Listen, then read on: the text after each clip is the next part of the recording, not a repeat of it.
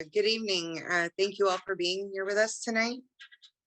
The Racial Barriers Committee and UA Little Rock Downtown would especially like to thank our panelists and our moderator for their participation in tonight's event. And last but not least, we'd like to thank the administration here at UA Little Rock, most specifically Chancellor Drayle and Sherry Irwin, for their support from the moment we approached with the idea to bring these events to campus. And now the University of Arkansas at Little Rock is proud to present these events to you as a member of the Arkansas Peace and Justice Memorial Movement Planning Commission for the National Day of Racial Healing events this year. My name is Christine Jones, and I am chairwoman of the Racial Barriers Committee. And for those who are unfamiliar, the Racial Barriers Committee was formed at UA Little Rock at the request of the students and with the blessing of Chancellor Drayle to identify all racial barriers, injustices, segregation, or disparities that might exist for any student on or off campus. We are pleased to present this panel discussing the very important topic of where Arkansas stands today as a state regarding equity and diversity. And before we begin, we did want to make you aware that there are counselors from the UA Little Rock Counseling Center who are online with us tonight. They are available to speak about these topics Monday through Friday, 8 a.m. through 5 p.m.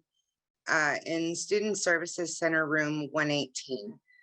And just real quickly, to reach them via email, you can contact counseling services at ualr.edu.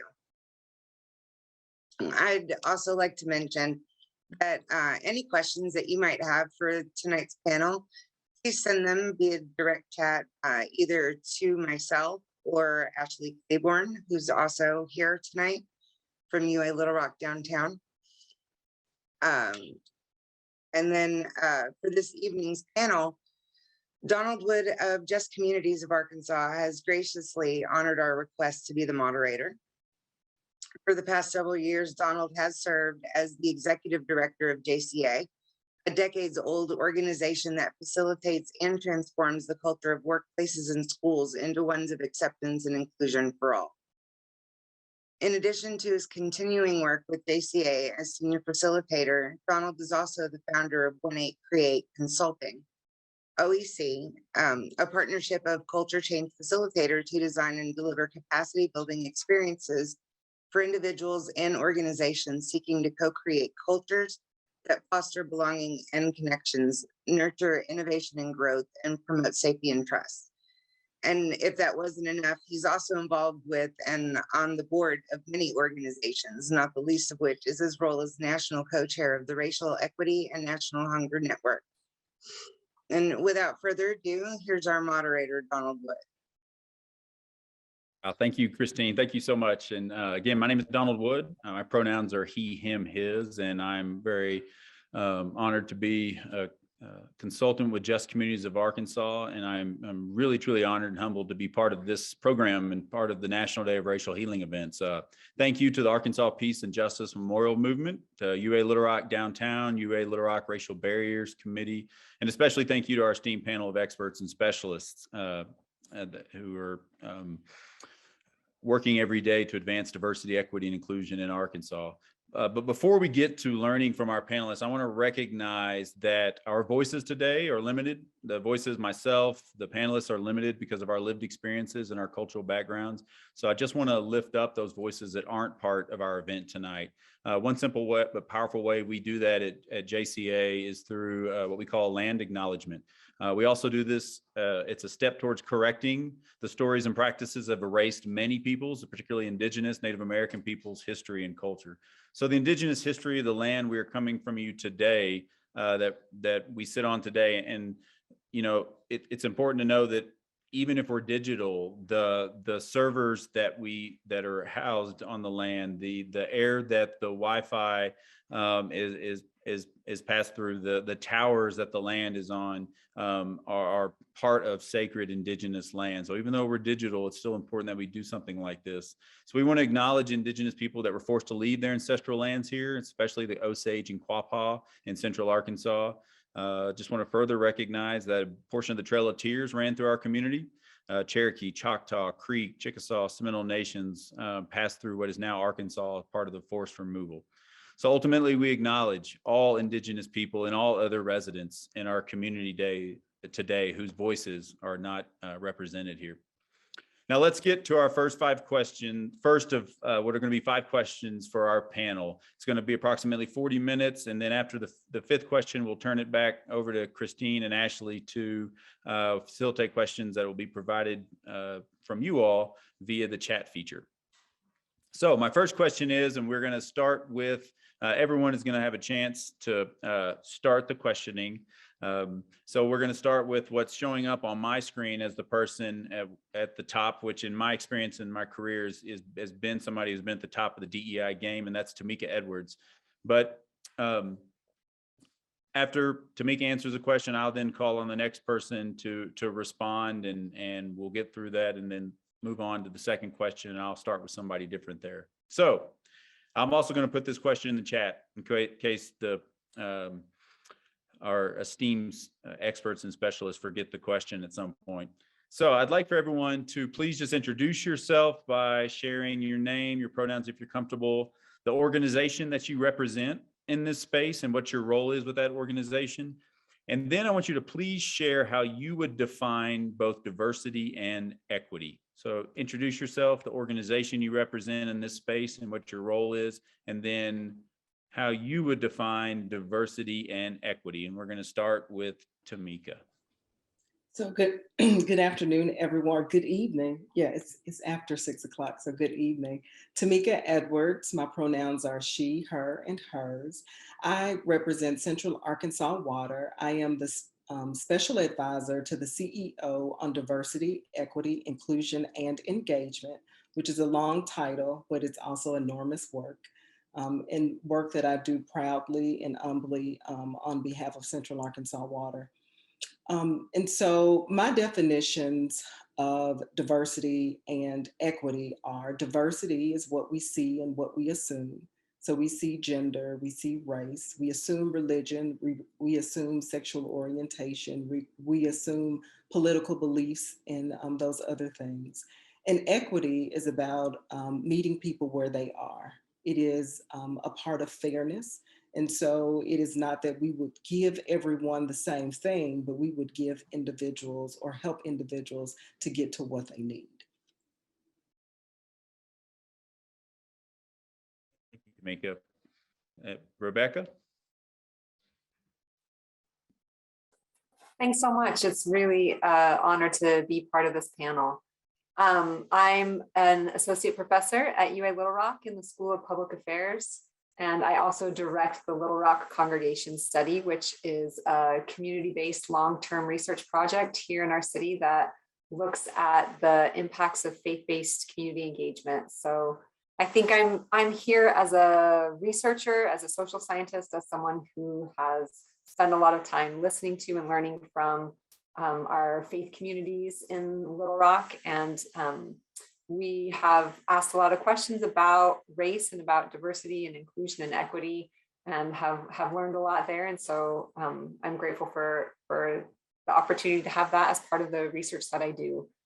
And as a social scientist, I know that diversity is really important. And I see as a definition of diversity as making sure that there are lots of voices at the table, that you include different life experiences, different perspectives.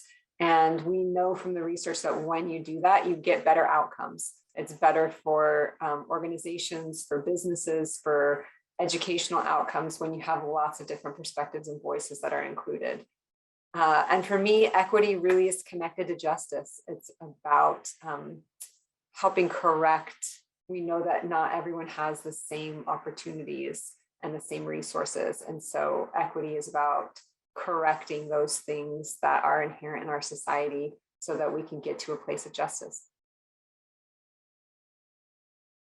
Thank you, Rebecca. Dionne?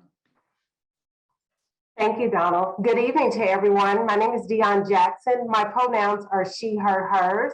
I'm the Chief Equity Officer for the City of Little Rock.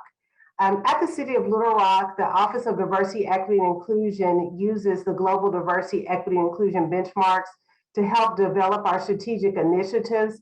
And through those benchmarks, they have defined what I find as great definitions of diversity and equity. So when we refer to diversity, we think of the word variety, and they define diversity and variety as similarities and differences. So the variety of similarities and differences among people. And equity, like it was mentioned by Rebecca and Tamika, we define that as what's fair and just. And so when we talk about fairness and justice, we're also talking about taking deliberate actions to remove systemic and group and individual barriers that exist as obstacles that can hinder opportunities and really disrupt the well-being of other people. And so that's how I define, and our office defines both diversity and equity. Thank you, Dionne. And finally, Melvin. Thank you so much. My name is Dr. Melvin Beavers, and my pronouns are he, him, his. I am an assistant professor in the Department of Rhetoric and Writing, as well as the Chancellor's DEI Fellow. And I just accepted this role at the university. I'm really, really happy and honored, honestly, to really sort of be a part of change that I know is coming to our institution. Diversity, like has already been said, and I really can't add too much more to it. I would just say that it's also about honoring difference and celebrating that and centering it in places and spaces that it hasn't traditionally been celebrated or acknowledged. And I would just say that equity is, again, to sort of repeat what has already been stated, but it's about justice, right? It's about creating access and giving folks real opportunity to grow and to, really have that chance to be successful where sometimes those things haven't occurred. So again, I think that everyone has really given really thoughtful and really intentional ideas around what these two terms are. And so I think we just use these as a way to think about how we then create action toward more inclusive spaces.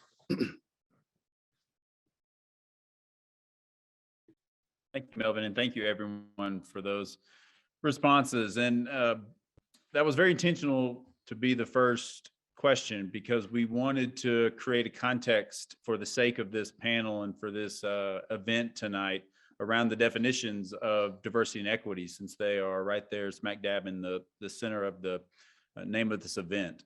So now we'll start with you, Rebecca. How would you describe the current state of diversity and equity in Arkansas? How would you describe the current state of diversity and equity in Arkansas? Yeah, thanks so much. I think that's a big question from the area of expertise that I have in particular.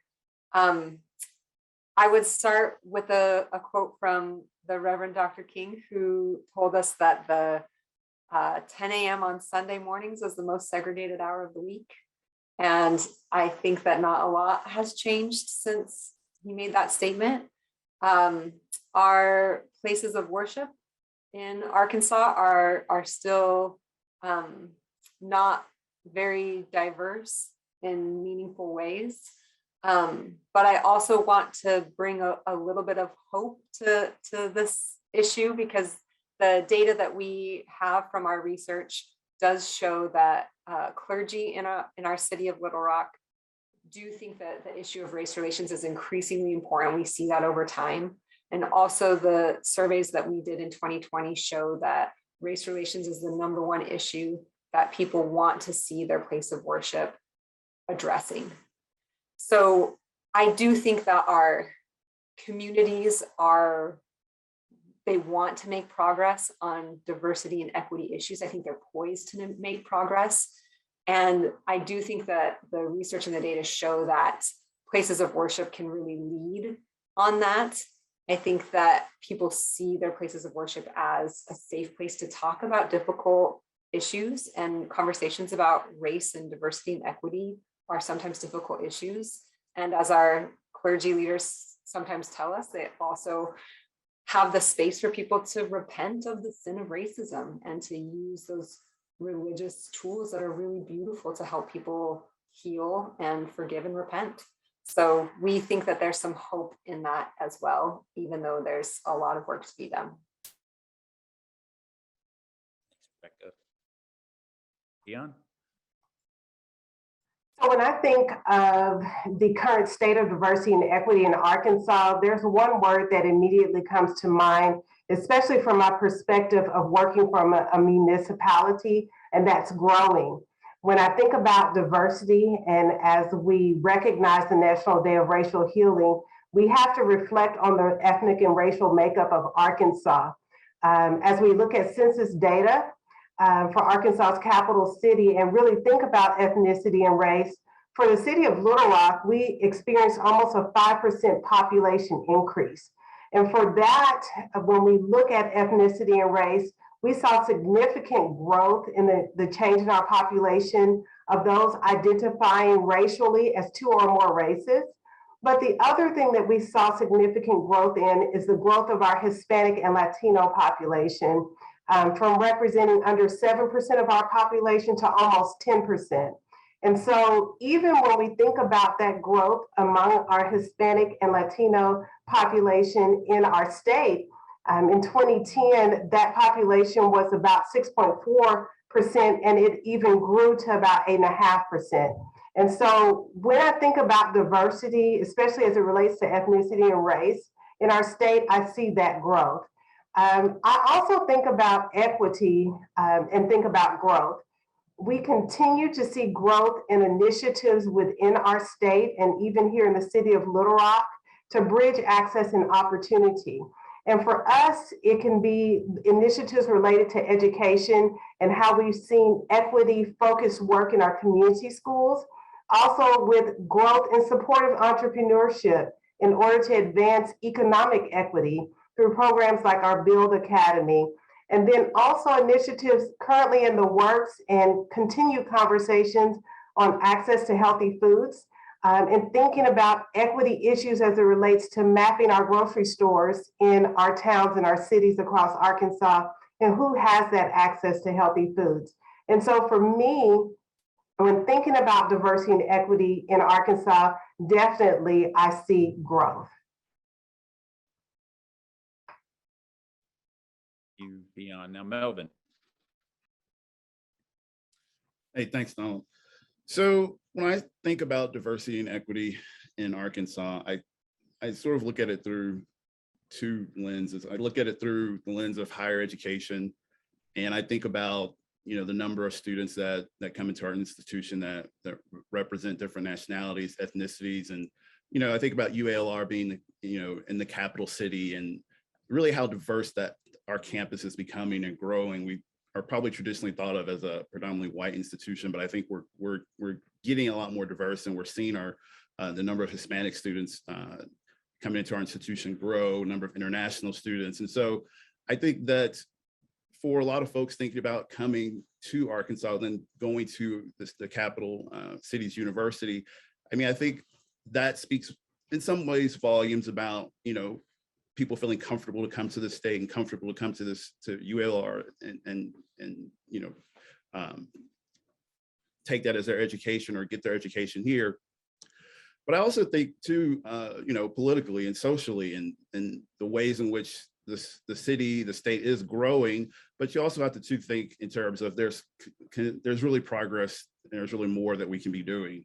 You know, I think about national conversations surrounding critical race theory. And I think about how, you know, we let those kinds of discussions and we let others frame those discussions in a way that oftentimes makes folks scared to want to talk about race and talk about racism. And so I think that panel discussions like this are absolutely what's needed so that we do kind of, you know, have the conversations that feel difficult sometimes and can talk about our experiences and share our stories so that we can see each other's humanity and build that empathy. But I think we need more things like this occurring in our state. We need, you know, everyone really, as we said before, having a voice and coming to the table to talk about these things. And so I guess to, you know, really sum up the answer to the question, I would just say that I see us growing, but I also see that there's still much more work that we could be doing. Thank you, Melvin. And Tamika.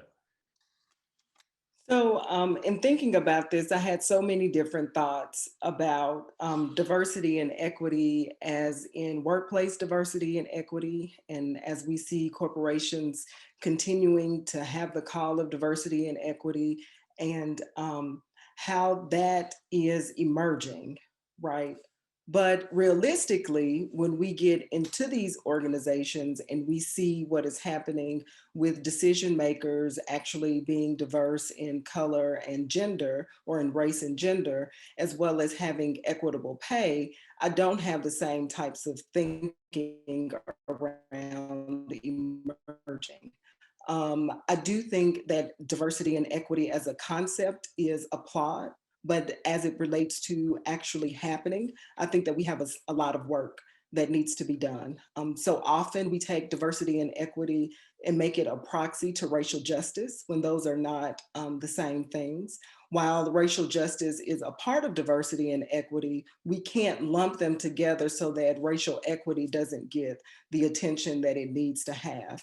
Because we know that in talking about diversity, equity, and inclusion, it really is an admission or recognition that many of these organizations have not done the work to treat everybody equitably. And so to pull it out so that it has a specific focus is exactly what we tend to do, but we still don't give it the proper care that it needs, even when it's separated. So one of the things I do want to caution is that diversity and equity, those terms, that those things do not become a proxy for racial justice, because we do need to be very clear about addressing systemic racism and calling it out exactly as what it is, and not couching it under diversity, equity, and inclusion, thinking that we have really addressed the primary issue. Thank you, Tamika. And that's your response, as well as everyone's, but your response in particular is a good segue into the third question. The Kellogg Foundation, which is the organization that I think approximately 5 or 6 years ago created the National Day of Racial Healing concept, describes the National Day of Racial Healing as a day of recognition focused on relationship building, truth telling, and transformative action. So my question is, starting with Dr. Jackson, is why should truth telling matter to advancing racial equity? And how do we integrate difficult truths into the conversations we're having to promote racial healing? Thank you for that question. What I will say about truth telling is that it is foundational to understanding. And I was grateful for this question and thinking about racial healing and how we promote it. The reality is, when integrating difficult truths into conversations to promote racial healing, this must be done in a purposeful and thoughtful way. And I must emphasize that, because if we're looking for ways to heal, and when thinking about this question, I have thought about a lot about how difficult it is to heal if wounds are always opened and reopened. It's difficult to heal. And the reality is, anytime someone's truth is questioned, anytime someone's not comfortable and wants to revise someone's truth, then those are ways that our wounds continue to be opened in ways that are not productive. And so, in my opinion, when we're thinking about integrating these difficult truths into conversations, we really must have individuals who are intentional, purposeful, and thoughtful, and effectively engaging in these conversations to navigate these conversations effectively. And I just wanted to emphasize with this question is that people's truths are their truths. And it's time out for us to try to stop trying to edit what is our people's truths, and just because we're not comfortable with them, but to begin to think about and acknowledge what those truths are, to hear people, and to be intentional about what we do to promote healing based on those truths.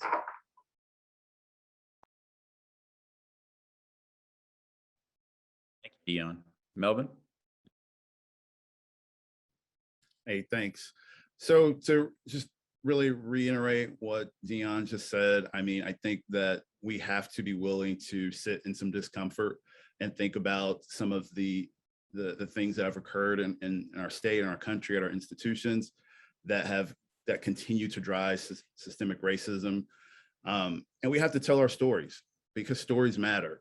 I remember I was on a panel discussion a couple of months ago, and one of the folks that came asked a question about all of these statements that came out last summer after the murder of George Floyd. And a lot of, higher ed institutions put out statements of solidarity.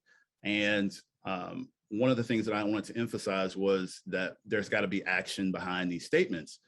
But then the other moderator said, but statements are important too. And they are important because statements can inspire, statements can uplift, statements can really sometimes move folks to action. So I think that part of that is thinking of stories and thinking of how we connect with each other as human beings. And we do that through stories. And that's sort of the powerful thing about when you hear someone's story and then you can relate to it, that's where the real sort of aha moments come sometimes. And so I thought back and I was thinking about the hashtags that were going around at a lot of different institutions, and those hashtags, so it was like Black at UALR on Twitter. And I went back and I reread a lot of those tweets, and I just got to think this is what it's about. This is what we need to continue to focus on, continue to think about, because this is what people's reality is. And so if we understand what people are saying, even if it seems really anecdotal, right? Like, well, that's just your experience, it doesn't make a difference. No, it actually does make a difference. And so we need to continue to hear these stories and continue to talk about these stories and to have these difficult conversations, because if we don't, and we just continue to sort of bury our heads in the sand and pretend like everything's okay, everyone's the same, then we'll never get anywhere. We'll never progress, and we'll keep sort of, the hamster on the wheels. We're just running. But I think that, again, as I said before, I think this kind of event, the things that we're talking about here, these are the things that need to happen, and then hopefully that will move us to change and action. I feel like I got really long-winded. Sorry. No, appreciate that, Melvin. Thank you, Tamika. So I have my background is in public policy. I worked for a member of Congress for several years, and then did policy advocacy thereafter. And what that taught me is that our public policies condition the way that we think. And so if we want to get into the truth, we have to tell the truth about the public policies of our country that have shaped the way that we continue to talk about race and how it instilled systemic racism. And it's only then, when we talk about the public policies then and the public policies now that continue to wedge this divide, then we will be able to confront some truths and actually deal with the issues at hand. The truths that continue to divide families, the truths that continue to, or public policies that do not enable people to build assets and keep them in a cycle of poverty. The truths that Jim Crow laws, that we continue to probably see the remnants of them now, maintain segregated churches, as we talked about earlier, in neighborhoods, and how segregation took away Black wealth.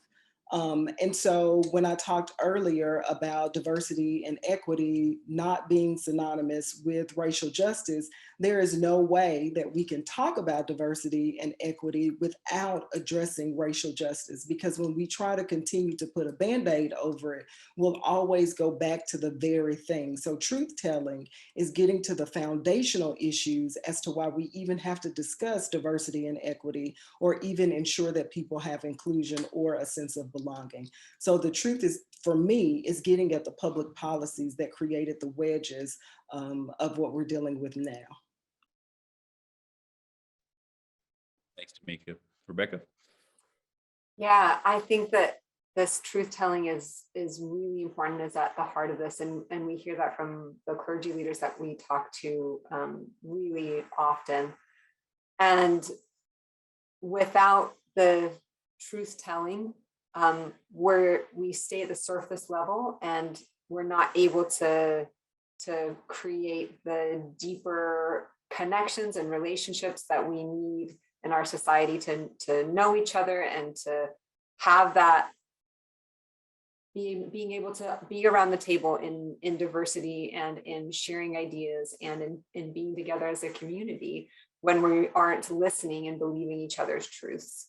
So sometimes the truth is hard, sometimes it cuts to us, sometimes we don't want to hear the hard things, but it also opens up a deeper, richer, fuller experience that makes our communities better, makes our neighborhoods, our families, our churches better places, and allows us to come into deeper relationship with one another. So even though the truth telling can be challenging to us, it's worth it and it's imperative. Thank you, Rebecca, and thanks everyone for what I feel is sharing your truth in those answers and considering, I think, how the vulnerability and strength you showed in those answers. And that leads me to our fourth question, which, if you think about the calls for justice and healing, they often come from the grass tops of elected officials and other people in powerful positions. Many of those who fear that transformative action may undermine their power. However, without these tangible steps, like you all talked about, tangible steps towards accountability, not only accountability of individuals, but of those systems, like Tamika said, that perpetuate injustice and oppression, these calls for justice and healing are disingenuous and will only serve to further entrench the structural inequities like racial inequities that we in 2021 and in 2020 were put on irrefutable display. So my question is, fourth question, we'll start with Melvin, is what advice would you give our audience about how to hold themselves and each other, particularly people in power, accountable for co-creating a true state of diversity and equity in Arkansas? Thanks again, Donald.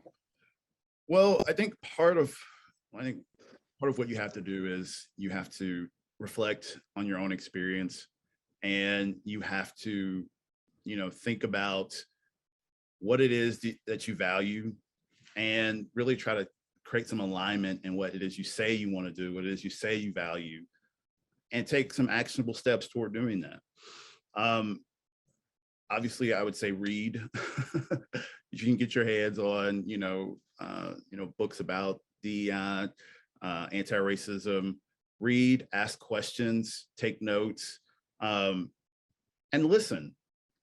Listen to the stories that folks will share that we've talked about earlier, and find ways to get involved in your community that makes sense. That might be, volunteering with the local school board, or volunteering with a community or with an organization that's trying to create some change in your community. I mean, it's about being out there. And if you're a person that's like me, I'm a list person. I put things on a list. If it's on my list, then I know it'll get done. So if you've got things that are important to you, and that you could say, I want to take part in this activity, do it, write it down, and hold yourself accountable that way. But I think first and foremost, it definitely takes you just thinking about what has racial justice look like in your community, what role has racism played in your life, and thinking and reflecting on those things, and how you've tried to change or attempted to change things. And if not, there's always a time to start.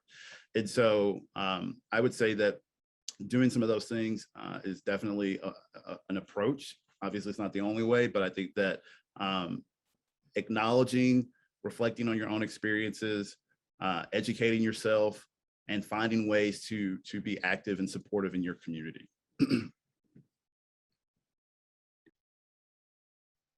Melvin. Tamika? So I think reflection is really important. And as we talked about earlier, truth telling, oftentimes we want to try to tell other people the truth and not tell ourselves the truth.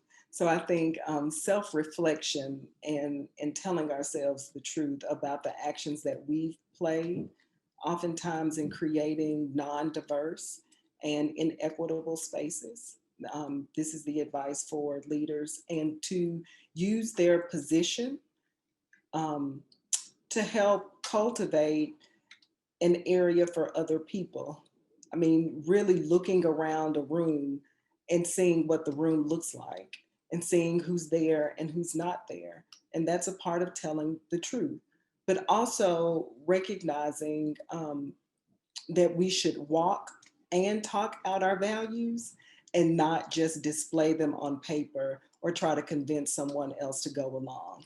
I think that is one of the most irritating things for me, is when people say one thing and then they just do another, because it's gaslighting, you know, where it is, you are welcome, but then do everything else to demonstrate exclusion. And so I think that people just have to tell themselves the truth. As Melvin talked about, being self-reflective and just aligning your values to your actual walk.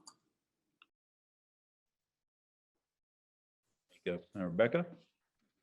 Yeah, so one approach that I really appreciate is Dr. Jamar Tisby. He has a great book called How to Fight Racism that talks about the arc of racial justice, which is a head, heart, hands approach. So like Dr. Beavers talked about, with the head, you know, read some books, and then with the heart is to make connections and build relationships, you know, diversify the places where you shop, eat, hang out with the people in your circle. And then the hands approach is to get out and do something, you know, go to marches, write people, take action, get involved with legislation that matters to you, or, you know, do some things. So I think if you're thinking to yourself that this matters to you, that these are issues that are important to you, thinking about the head, heart, hands approach, and different people will find that different parts of that arc of racial justice might fit with their lives and their personalities and their style better. I think all of us might need all parts, but you might find that some element might be your strength and you want to emphasize that. But picking one or more and making goals and being really intentional and thoughtful about where you want to put your energies to move this work forward, I think is a good way to try to make progress here.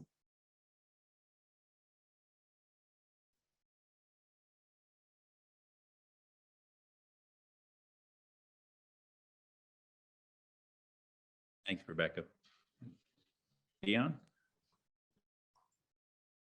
When I think about accountability through my professional and personal experiences, the first thing that comes to mind is community. I've always been taught, when thinking about accountability, it's difficult to hold your own self accountable unless someone else knows what it is that you're trying to be held accountable for, and they're helping you on that journey. And so for me, when I think about how people can hold themselves, each other, and people in power, I really do think about accountability as it relates to requiring community, and really thinking about the collective force that community brings when thinking about accountability.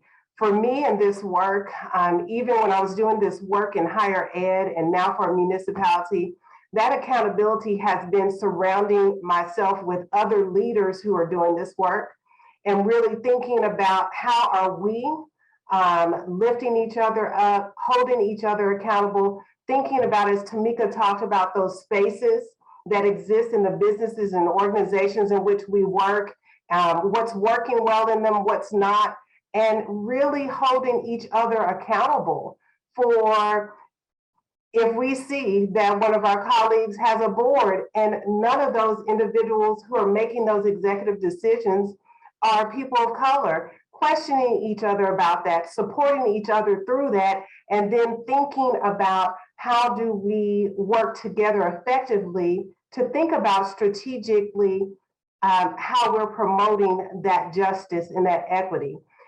One of the things that, when we talk about pet peeves in this work, one of my first pet peeves when someone says they do not want to be accountable, shows me that they do not want to do what's necessary to promote justice and to promote equity. Because to do that, you really do have to be accountable for the work that you're doing.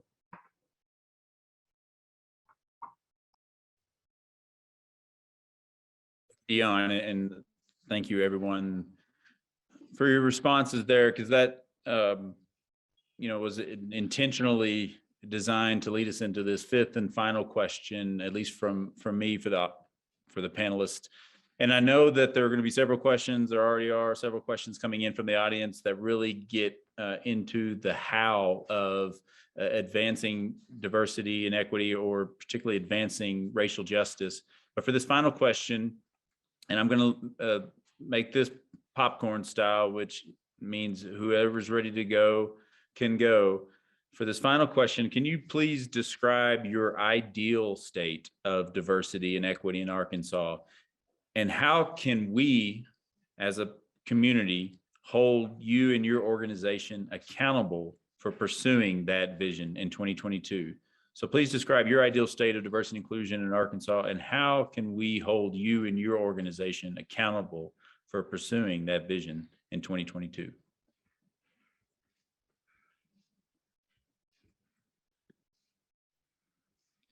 I'll start.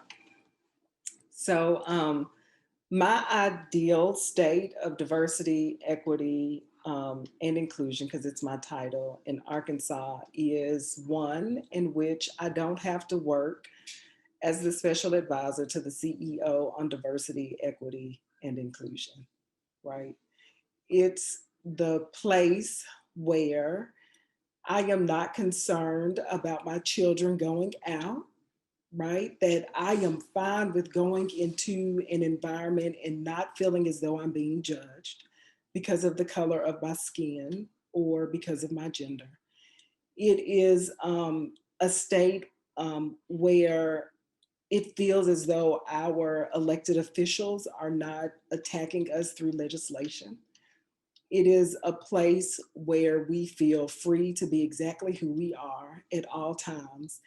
And the way that I tend to hold my organization accountable for that is to always practice courage, even when it's very difficult, or as the saying goes, even when my voice trembles. I will be courageous in calling out those inequities that I see very clearly with my eyes, and ask others to join me in doing so. Thank you, Tamika. Who's next? Oh, I really think that Tamika hit the nail on the head, man. I think that she answered. I think I don't know what else to add to that. I mean, that to me, that would be what I would want to see, right? I would want to be able to, not be afraid if I see a police car pull up behind me and get real nervous or anxious. I would want to,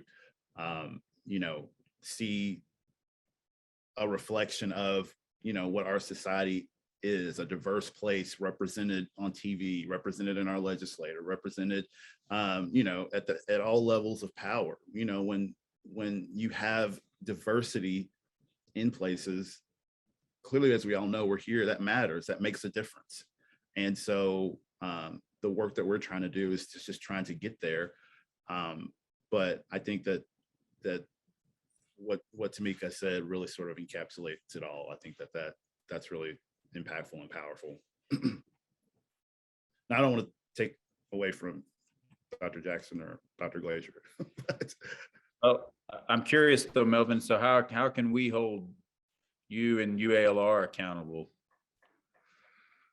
Well, I mean, I am one person, right? And we are an institution. So I would say that questions, I welcome folks to ask me questions. Hey, what are we doing on this? What about this initiative? Can I come talk to you and ask you about, is the Chancellor considering doing, a speaker series, or, those kinds of things I'm welcome to, and I'm open to that. And I want those kinds of, I want folks to seek me out for those things, but we've got a lot of work to do at UALR.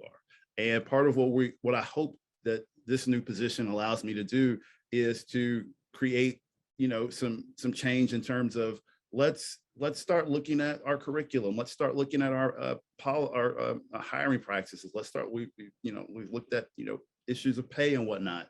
But again, I want to grow this into a unit. I want this to be something that is as Dionne mentioned earlier, thinking about community. I want this to be a community of people doing work, not just one person. And so the chancellor knows that, the folks that I'm working with know that, and just because they know that and we can acknowledge that, that's part of that accountability, right?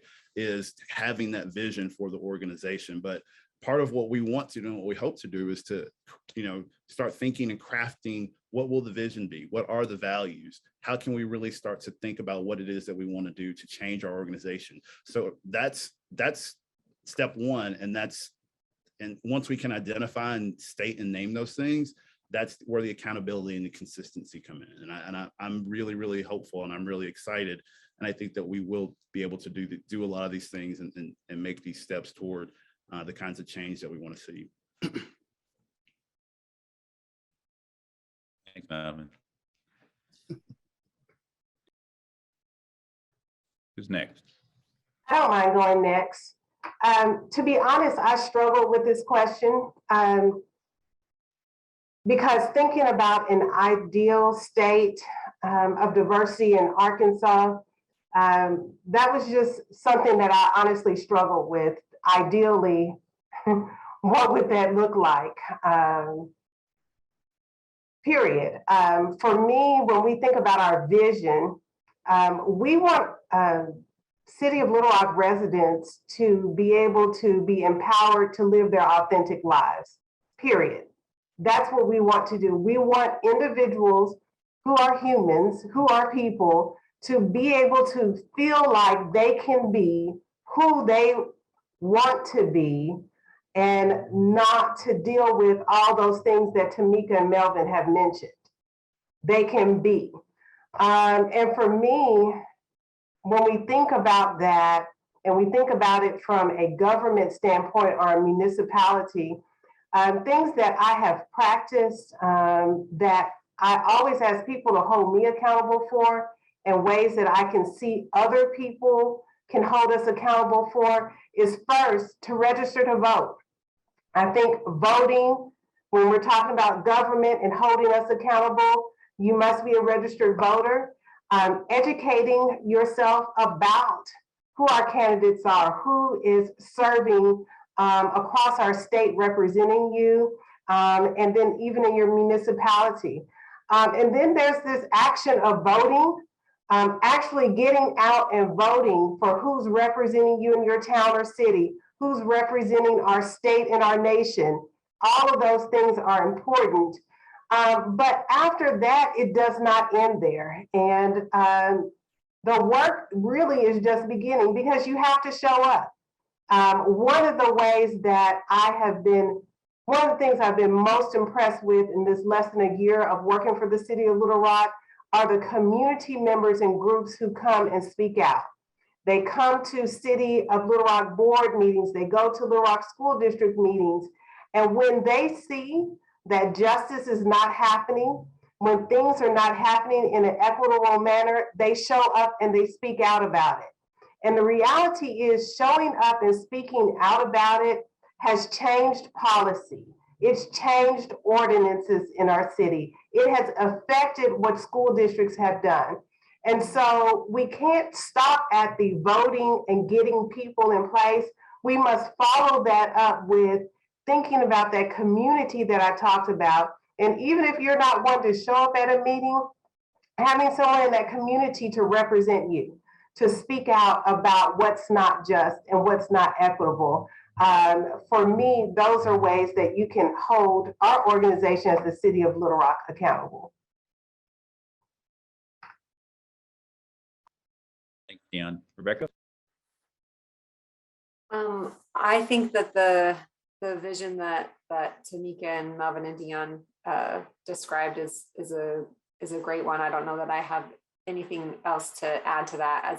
As an educator, that's the first thing that came to my mind, is that all our kids would have access to a great education, but it wouldn't depend on their zip code or if their parents had enough money to send them to private school, that they would all be able to have a good education. As far as holding us accountable, I direct the Little Rock Congregation Study. We're going to continue to research faith-based racial justice and reconciliation. We're going to share those findings on our website. We're going to work with clergy and encourage them to prioritize issues of race in their congregations.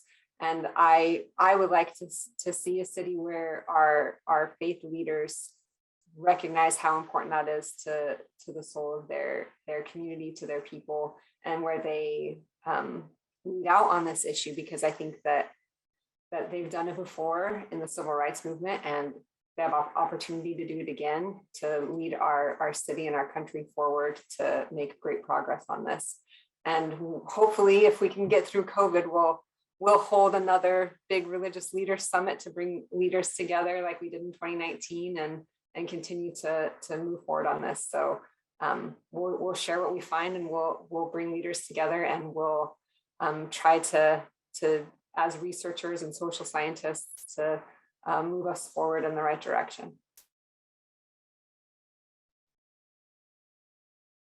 All right, and thank you, Rebecca, and the panelists, not only for that response, but for the truth telling that you brought to these 5 questions that were part of the first part of this panels. And now I think I'm going to turn over to either Ashley or Christine to now lift up the voice of the panel, some of the panelists, because I know we've gotten a lot of questions, Ashley and Christine, and I've gotten a lot that I've been responding to. So, Ashley?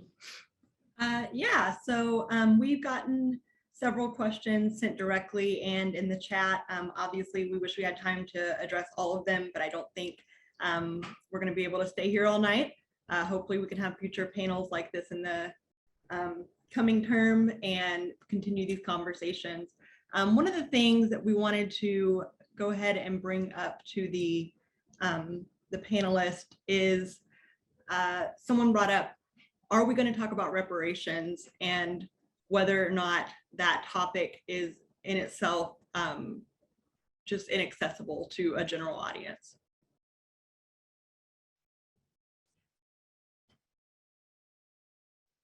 Well, I think we should talk about reparations. I don't think that it is off topic to the general audience. When we talk about truth telling, we have to talk about the human labor, enslaved individuals who contributed to this country to build it to where it is. I mean, it's steeped in many of our public policies as it relates to segregation. So why wouldn't we talk about reparations and what that looks like? I don't know what the answer is, but I think that it shouldn't escape our general discourse. And my experience has been in talking with the congregations that I work with, that as we tell the truth and as people learn about the truth of the history and what has happened, that their hearts are turned to wanting to do something. So we worked with the congregation and surveyed their members, and they saw how important race relations was to them, and then also health was an important issue to them. And their congregation decided to set up a scholarship fund for minority students at UAMS. And that was how they decided to spend their church's money, because of those priorities. And that is maybe not exactly what some people might think of as reparations, but it is a way that they decided to spend their money to help and lift up disadvantaged people who had suffered wrongs in the past, and to meet the priorities of their congregation. So as we tell the truth and explore these issues together, I think people's hearts can change, and they can change their priorities and move in that right direction.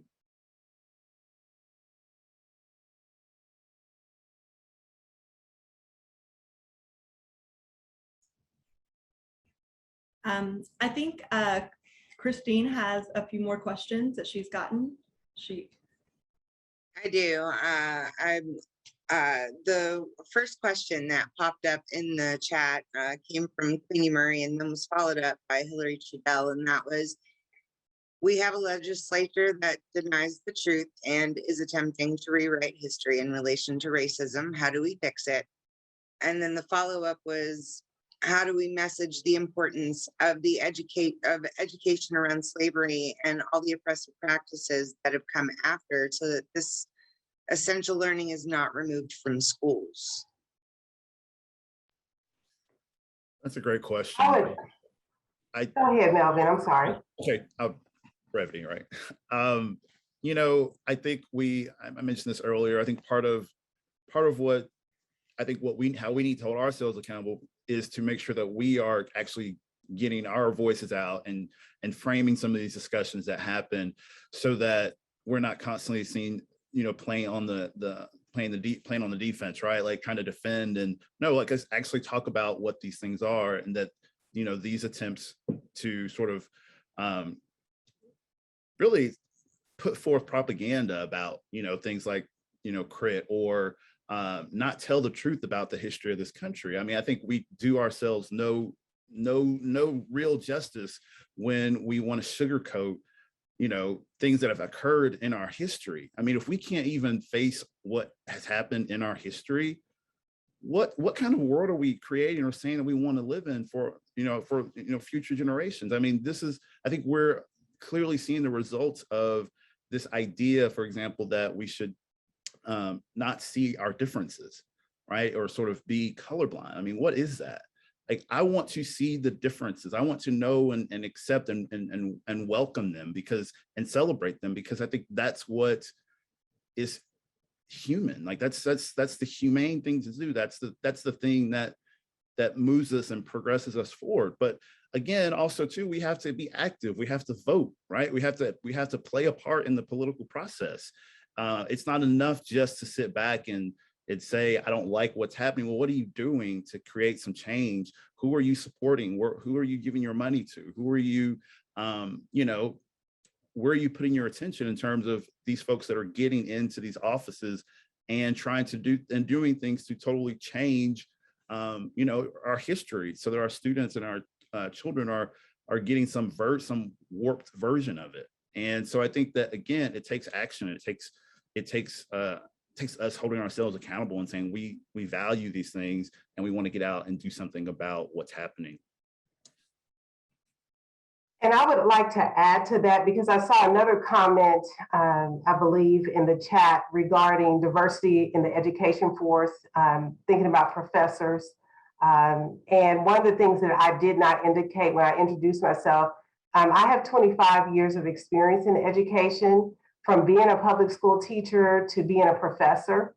And one of the things that I would make to that point is, when we think about policy as it relates to education, and we think about who is determining what students learn, whether it's in our textbooks, whether it's in our curriculum, whether it's because of who is teaching, we have to think about the diversity of experience that exists with those decision makers.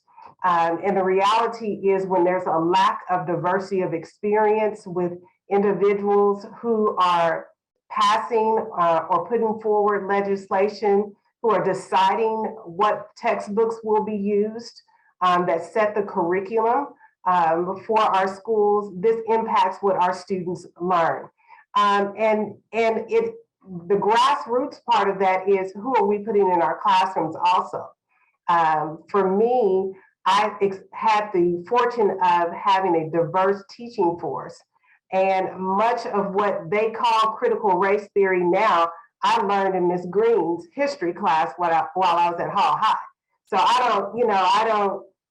for me, it's because of when she grew up, she was a Black female. She was a social justice warrior, and things that were not in our textbooks, she taught us because it was important.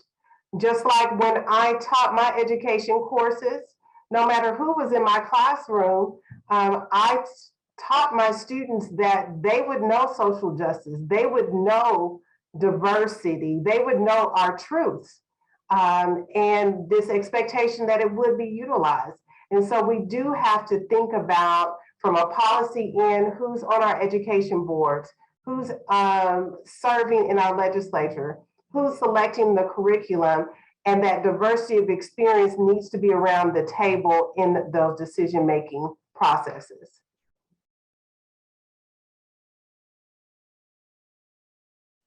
Thank you so much for your answer. Both Dr. Beavers and Dr. Jackson. The last question that we have came from Susie, and it started out, one of the panelists mentioned looking around the room and asking ourselves who isn't being represented. With this in mind, who would the panelists say is currently not being represented in this room, and how can we include these peoples moving forward?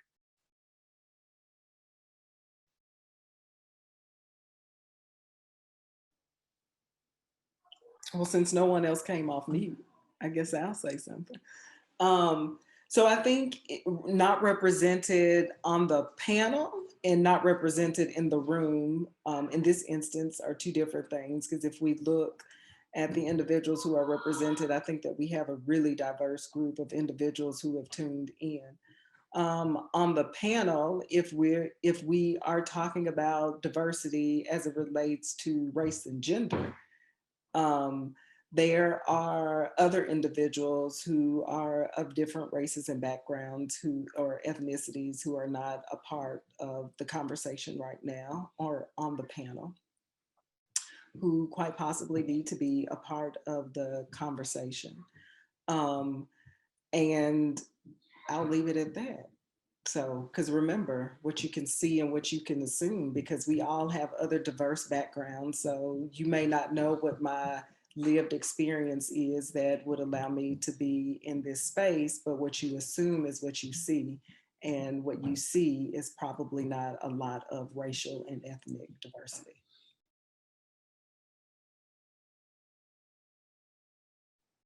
Thank you. Anybody else want to follow up? Alrighty, I believe that's all the time that we have, unless Ashley, did you have any other? I was just going to make a quick remark that I wanted to thank you, Christine, for helping me organize this. We are so excited to be able to host the first of this particular type of panel. And we are looking forward to hosting future events similar to this with more diverse voices and really getting the community and the university engaged in these conversations.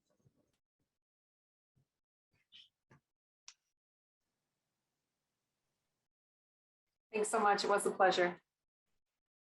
Yeah, thank you both for putting this on. I was happy to be here, happy to do it, and look forward to more events like this in the future. Ditto. Thank you.